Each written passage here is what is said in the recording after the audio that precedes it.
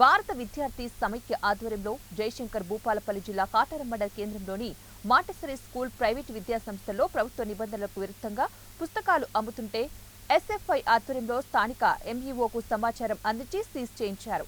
అనంతరం జిల్లా అధ్యక్షుడు బొడ్డు స్మరణ్, డివైఎఫ్ఐ జిల్లా ప్రధాన కార్యదర్శి ఆత్కూరి శ్రీకాంతులు మాట్లాడుతూ ప్రభుత్వ నిబంధనలకు విరుద్ధంగా నడుస్తున్నటువంటి మాంటెసరీ స్కూల్ గుర్తింపును రద్దు చేయాలని డిమాండ్ చేశారు. కనీస మౌలిక వసతులు లేకుండా నడుపుతూ వేలకు వేలు ఫీజులు దోపిడీ చేస్తున్న మాంటెసరీ స్కూల్ యాజమాన్యంపై చట్టరీత్యా చర్యలు తీసుకోవాలని డిమాండ్ చేశారు. వెంటనే స్కూల్ గుర్తింపు రద్దు చేయాలని వారు డిమాండ్ చేశారు.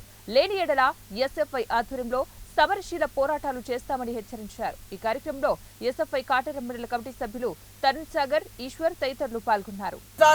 ఎల్కేజీకి 30,000, నర్సరీకి 40,000 అంటూ ఫీజులు గడిస్తూ ఈరోజు పేద ప్రజలను మోసం చేస్తా ఉన్నారు.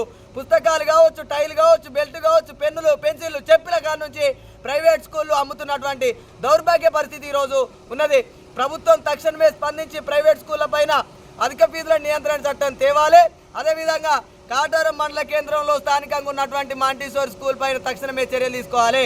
ఆ యాజంలో కానీ వినతి పత్రాలు స్థానికంగా ఎన్నోసార్లు ఇచ్చాము, కానీ స్థానికున్న ఎంఈఓ పట్టించుకోవడం లేదు. ఎంఈఓ ఈ ప్రైవేటు విద్యా సంస్థలకు కుమ్మక్కై పనిచేస్తున్నానని అడుగుతున్నాము.